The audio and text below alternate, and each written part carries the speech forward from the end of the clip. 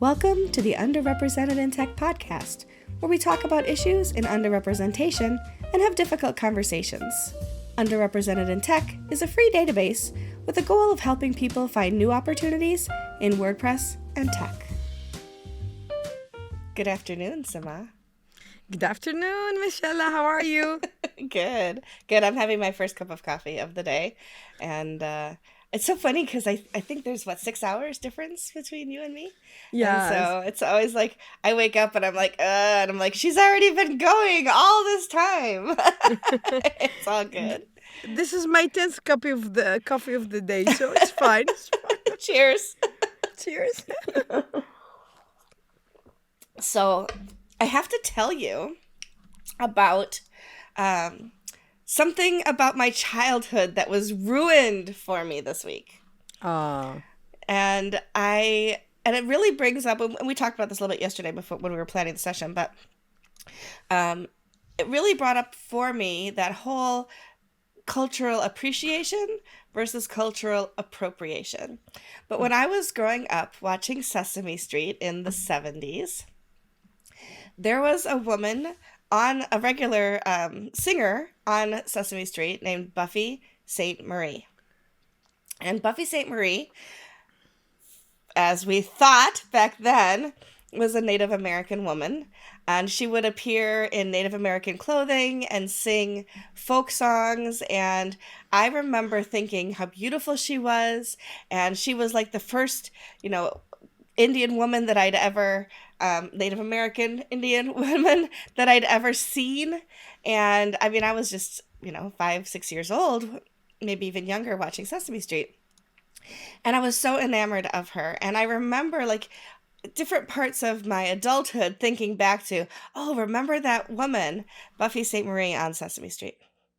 Well, my whole childhood was shattered the other day when I was on TikTok and I saw somebody make a video about how it was all a ploy. It was a scam. She was actually born in Connecticut, not to a Native American family. She has Italian American heritage, and she's not from the Pioto tribe in Canada, like she said she was. Her story was that she was part of the sweep to take children away from Native Canadian families and placed within white homes, and so her story to be famous was completely a lie, predicated on pretending to be a Native American woman. And she had all kinds of accolades for that. She actually co-wrote a song that was the primary song for An Officer and a Gentleman, that movie from the 80s, and won I think she won an Oscar award or Grammy or something for that song. But all of this time, then her brother comes out and says, she's not Native American, and her own son came out and said she's not Native American. And it really reminded me also of the Rachel Dolezal case. I don't know if you're familiar with that, but a woman who said she was African American and was even running a chapter of I don't remember the name of the organization she was running a chapter of, but it had to do with advancement of African American people in the United States. And her family came out and said, she's white. She's wearing makeup and effecting this difference. Oh, and my God. So, I know. So she has an OnlyFans now, from what I understand. That's how she makes money now. But, I mean, whatever. To each their own, I guess. But it also reminded me, and then it reminded me a couple years ago, I say couple, it could have been 10. I don't know. Time is irrelevant. But Adele, the singer Adele, had gone on vacation and had Bantu knots in her hair. And there was a huge uproar about her culturally appropriating Bantu knots, which is something that Black women wear in their hair, and that she's a white woman and so she shouldn't be wearing this hairstyle, which then also kind of translated into the last 4 years over TikTok as well, with women getting cornrows or getting dreadlocks put in who are white women or white men, and that is traditionally an African American hairstyle, and that you shouldn't be wearing things that are not part of your cultural upbringing because of cultural appropriation. So, where is the line between appreciation and appropriation? And I think that's an interesting conversation to have. Yeah. So I'm going to let you give me your two thoughts while I mute myself for just a moment. Yeah. I think the line between appropriation and appreciation often, I don't know, lies in intent, respect, and understanding. Um, Appropriation reduces culture to stereotypes and strips it from its history and significance. And also at the same time, I think it is people just like something in one culture and they just grab it, they use it without even sharing what's behind it, why the other culture is doing it, or just sharing, let's say, exact information or right information about it. And honestly, sometimes I hate it. They grab something and they say it's trendy and they use it. They never check out politically what's behind it, what's culturally behind it, or even what story is behind it. Mm-hmm. And appreciation, on the other hand, is like I think it's involved understanding, respect, and genuine engagement with the culture. And that's, of course, it's very thin line, but it's totally a huge difference in both of sides. Mm-hmm. And I think, I don't know, maybe it's crazy. Like, why you want to pretend to be someone else just like to gain fame or to get attention? It's so crazy. Like, I don't know. She never thought that she will ever get caught in my mind. Like, and Exactly. I'm sorry about your childhood because I love Sesame Street. We used to have it in my culture, and it was like my favorite show. So yeah, I'm really sorry.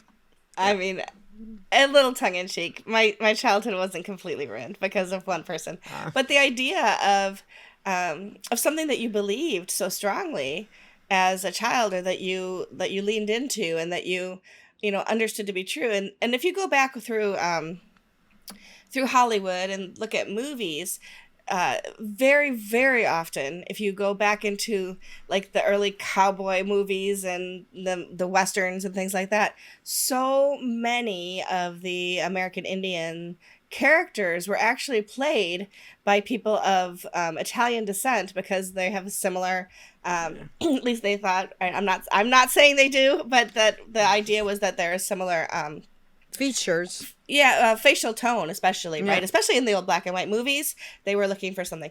And so it's really sad to think of all of the people over time who didn't get jobs because somebody was pretending to be them, right? So, how many Native American actors could have portrayed parts that were given to somebody who was not a Native American, for example? And so I think about those kinds of things, and how, so it doesn't hurt anybody, but it does, because you are completely usurping somebody else's identity. And I think there is a difference for sure, between appreciation and appropriation. I think we can all agree with that. Yeah. But is, if you go to Jamaica and there's people on the beach that want to braid your hair for whatever amount of money, do you do it? Or do you say, no, that's not my place. I'm a white woman. I should not have my hair braided that way. So and I think depending on where you are in the world, you might have different answers to that question as well, right? And so I just wonder about that sometimes, and how people think about that. My daughter is a black woman, and so she has very specific thoughts about these kinds of things, and she constantly will say things that and challenge my thinking, because not because I disagree with her, but because I never thought about it before. Right? It never occurred to me, because like what I grew up, like I said, in the 70s and 80s, and the movie 10, white woman Bo Derek running down the beach with her hair in cornrows, right? Like, it was like every white woman wanted to go have their hair like that. But where I live in the United States, it's not appropriate for a white woman to have her hair done in cornrows, because it is culturally appropriating a black woman's hairstyle. And so it's just very, very interesting to think about what is acceptable and what isn't. And absolutely, where you live in the world will make that a different answer, for sure. And whether people in one when part of the world will agree with you is another story, right? So like, Yeah. I know maybe in Europe it's perfectly fine to go get your hair in cornrows, no matter what your heritage and your ethnicity is, and somebody in the United States can look at you and say that is wrong because of where they stand and what their perspective, and where they're coming from. So I don't know. It's just it definitely is one of those topics that makes you stop and think sometimes, right? And I think to myself, if I go to another country, like we go to, Europe and we go to Asia and things like that for word camps, if I buy certain products, if I want to wear something from another country, how appropriate or is it appropriate for me to do those things? And so I have that in the back of my mind now. And I think about that. Um, there was here in the United States, gosh, I can't think how long ago it was now, maybe 8 or 9 years ago, when to wear a hijab, Yeah. women were being, I mean, and it's all over the world, of course, but women were being attacked. And they were having their hijabs ripped from their head. They were having things thrown on them. And I remember asking one of my Muslim friends, should would it be appropriate for somebody like me to wear a hijab in solidarity? And they said, you can wear it if you want. We don't have any kind of, it's not a cultural appropriation for you Yeah. to wear a hijab, but we wouldn't want you to face the same kinds of oppression that we're facing now too. So don't do it for me, is what she said. Yeah.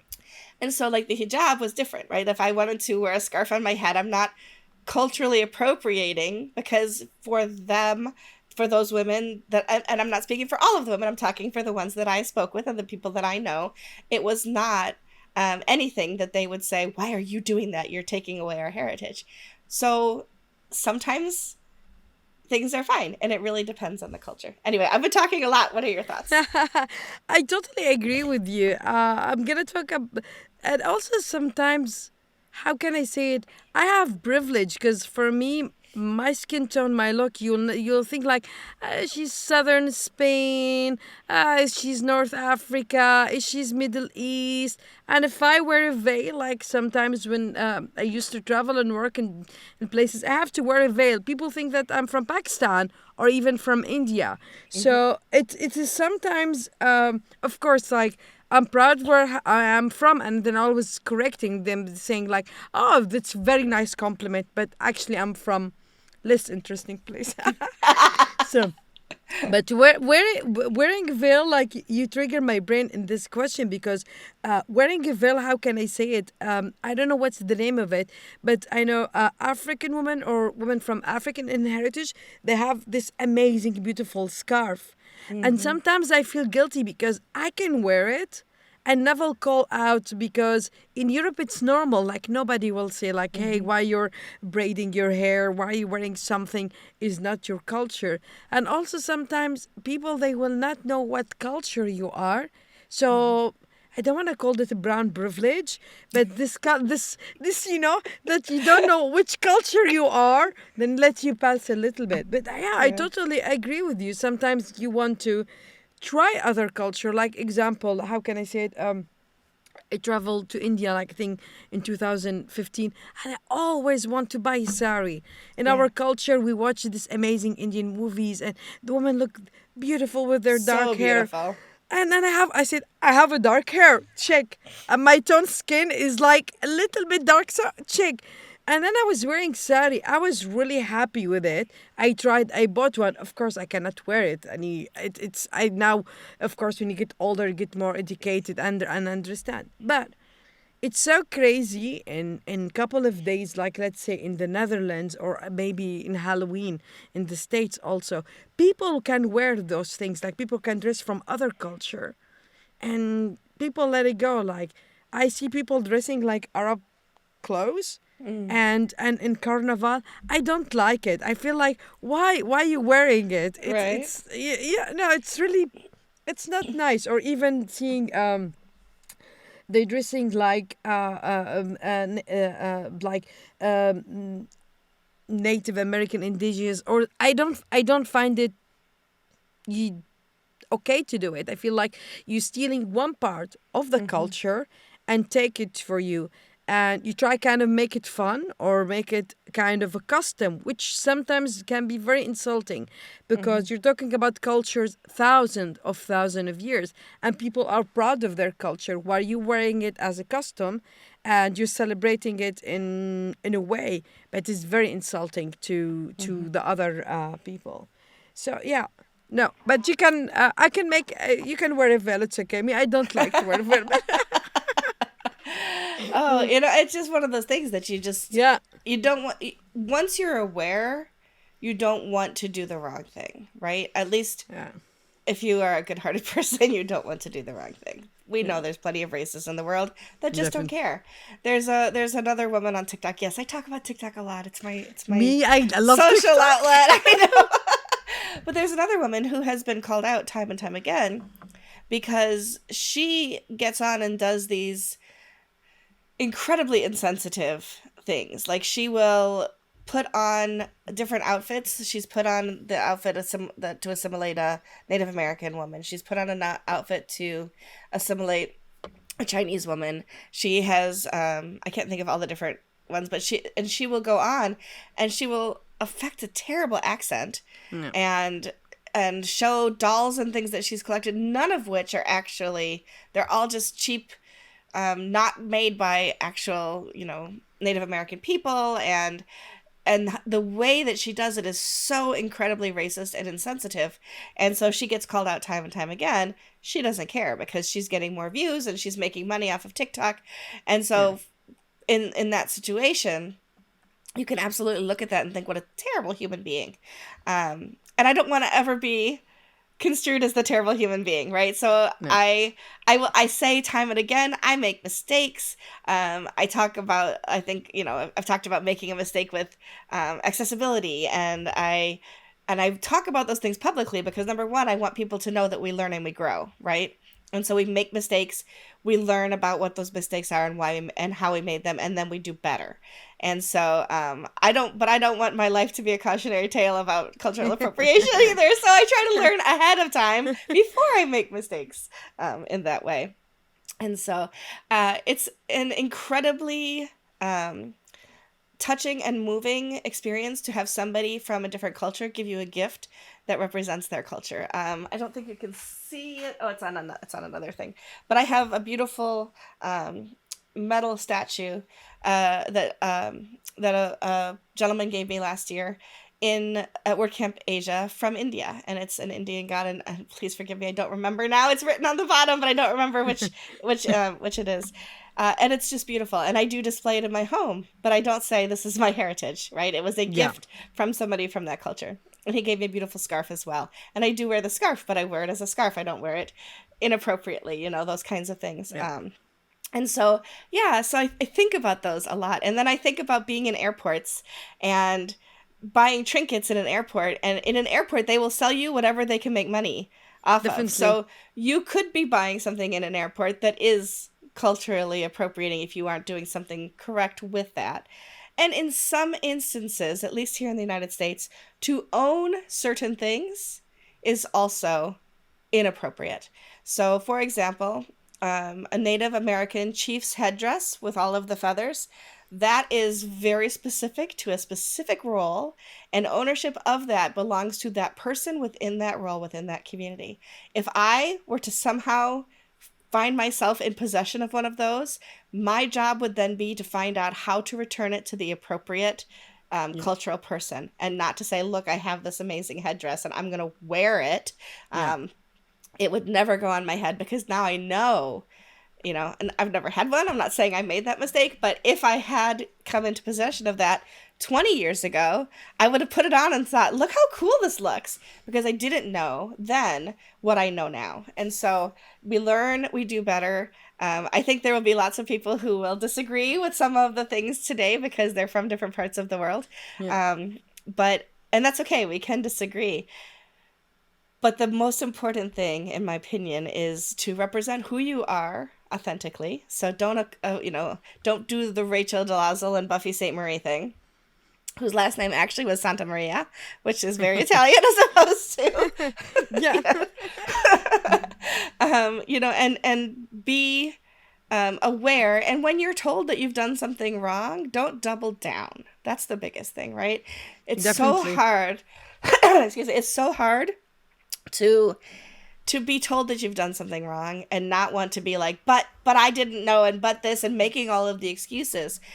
It's so much more mature to say, thank you for teaching me, and I won't make that mistake again. I will do better. Um, it's I just some, totally agree with you. there's just I something in our totally makeup as humans that makes us want to go, I didn't know. I think it's great to make mistakes. Otherwise, you will never learn, will never grow, and nobody Hmm. wants to be flat. And I don't believe anyone born with all of the amazing knowledge. And let's be honest, we as a community, as a humanity, as we growing. How can I say? Like 10 years, we were using different phrases, or we talking about different things, and we are growing to move forward. And I think, yeah, let's make a mistakes. And as you said, if someone disagree, okay to agree to disagree. Yeah, Some, depending on what it is, absolutely. yeah, What's not okay is to purposely yeah, harm other cultures by pretending to definitely. be them. So I mean there is a line, absolutely. Sometimes it's difficult to find exactly where the line blurs, but you go, enough beyond it. Yes, I think everybody would say you are a terrible person. Rachel Dolezal and Buffy St. Marie. For me, you're talking about TikTok. It's so funny because when there is a trend now, or maybe I'm too old. There's tattoo to write a tattoo in different language, not in Yeah. English, Yeah. in vague. And me, I'm Arabic native speaker, and this guy he has showing online tattoos, and people making fun of him, Arabic speaker. He say like he wrote two words in Arabic, like he say this is love and this is peace. And they were literally mean. One of them mean okra, and the other one mean Spanish. And me, I was laughing, and people were like, and he just like, and also even Lindsay Lohan once she made the tattoo in Arabic, and she said it's mean love. No, it's mean donkey. It's mean donkey. you know. So also, because it was a trend to write it, or even like Japanese tattoo, and I Hmm. know. Japanese speaker, they say this is not right because Japanese language and Chinese like d- on drawing, and sometimes if you miss it a little bit, it can give you a whole total meaning. Hmm. And even now we're talking about tattoos, I don't like it. Sometimes there, how can I say, there's native like the Maui or Oh yeah. Hawaii or like the cultural Hmm. Hmm. tattoos, and some other people putting them. I feel it loses the meaning. Like I think you need, maybe you like it, you want to put it in your body. Study the culture, understand what is that meaning before Right. just like, yeah, it looks cool. Let me put it on me. So yeah, no, but I the agree. Arabic one, it's so funny. I can see a lot of tattoos, and it's so hilarious. Okra and Okra, spinach. No, yeah, basically, dude, you've got a salad. yeah. Oh, and you hear that all the time that like they want something and the person actually tattoos like the Chinese food menu or something on them because they can, right? You're in a different country. When are you ever going to go back and all of those things? So, yeah, just buyer beware on all of that for sure. It reminds me of the tattoo that says no regrets instead of no regrets, right? So, you want to be careful about all of those things for sure. Yeah, But especially, yes, body art that is permanent. yeah. Please be sensitive to the fact that you may be doing something that is considered incredibly harmful to another culture, for sure. Even fashion industry, like I know a lot of Hmm. fashion companies or making clothes companies, they just take something from one culture and they make it, and then they come back and they apologize because they. I find that is really not acceptable Hmm. in nowadays, because do your research better, understand it, even if you want to use it. I will be honest, I will be happy if someone used something from my culture and celebrate it, but present it in the right way, and not to Yes. just like take it and not mention it, because a lot of culture, or let's say languages, everything has a meaning, has a story, and it's really nice to share the story behind it. Hmm. Then just feel free to use it. Yeah. Exactly. Well, whoever you are out there, we hope that we've said something that makes you think, at least, about things in your life and things that you've seen and ways to view the world and other people. And remember, it's always wonderful to appreciate other people and other people's cultures, but just know where to draw the line. And all it takes is a little bit of research before you do anything, especially anything permanent. But yes, before you do anything public or permanent, Google is your friend. I will say that. Thanks for hanging in there with us this week. We'll be back next week where our topic is, we have a whole list of topics coming up. So I'm not going to tell, we never know because we might change it between now and then. So I'm not going to tell you what it is, but yeah, we'll be back next week with more on underrepresented in tech, and we hope that you'll be here with us. Thanks, Samah. Good to see you. Good to see you. Bye. Bye. If you're interested in using our database, joining us as a guest for an episode, or just want to say hi, go to underrepresentedintech.com. See you next week.